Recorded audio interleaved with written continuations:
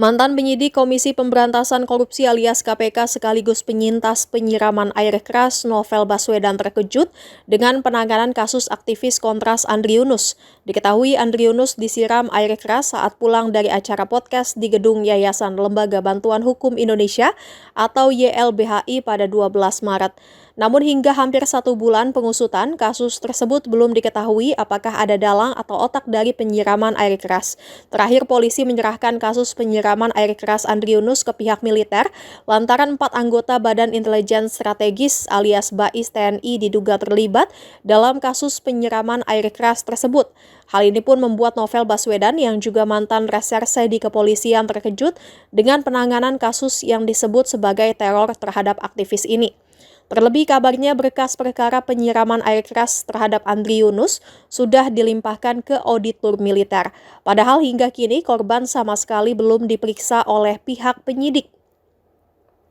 Novel yang pernah berpengalaman di bidang reserse ini pun meyakini bahwa ujung-ujungnya para pelaku penyiraman tersebut hanya dihukum ringan dan kasus ditangani sekadarnya. Padahal kata Novel, menurutnya penyiraman air keras yang mengarah ke wajah Andri Yunus merupakan bagian dari pembunuhan berencana.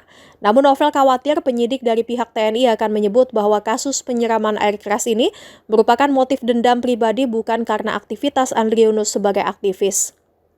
Apabila dugaannya benar, kata Novel, maka zalim sekali para dalang di balik kasus teror ini lantaran memfitnah Andri Yunus di kasus yang membuat matanya terancam buta.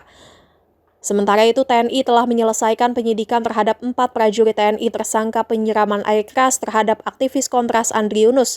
Keempat prajurit TNI itu dilimpahkan ke Auditor Militer 207 Jakarta.